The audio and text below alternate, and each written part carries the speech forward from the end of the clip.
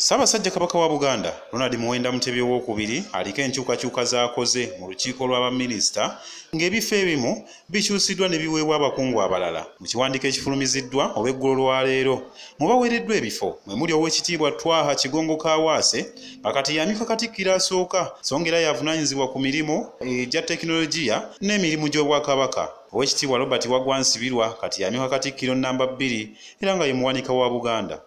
Oweekitiibwa Nelson Kawalya akyusiddwa okuva ku kifo kya sipiika w'olukiiko lwa Buganda n'asikizibwa Oweekitiibwa Patrick Mugumbule so nga Oweekitiibwa Ahmed Lwasa ye mumyuka we. Ssaabawolereza wa gavumenti ya Beene kati Oweekitiibwa Chris Bwanika ate nga David Mpanga akyusiddwa n'aweebwa minisita akola ku mirimu gya Beene egy'enjawulo. Minisita w'enkulaakulana y'abantu ye Oweekitiibwa Prosperous Nankindu ate nga Oweekitiibwa Noah Kiyimba asigaddewo ng'omwogezi w'Obwakabaka wa Buganda era nga ye minisita ow'ensonga z'olukiiko awamu ne kabineeti. Minisitule y'obuwangwa n'ennono eweereddwa Oweekitiibwa Kiwalabye Male era ng'ono y'abadde akulira Buganda Land Board. Ye minisita w'ebyobulimi ettaka n'obwegassi ye Oweekitiibwa Mariam Mayanja Nkalubo ate nga Oweekitiibwa Henry Ssekabembe asigaddeyo nga minisita w'ebyemizannyo. Wateekeddwawo n'akakiiko ak'enjawulo akawabuzi nga kano kagenda kukulirwa Ambassador Emmanuel Sendawula era nga katuulako ab'ebitiibwa okuli Mohammed Thoban, Sako William Matovu ne William Naggagga.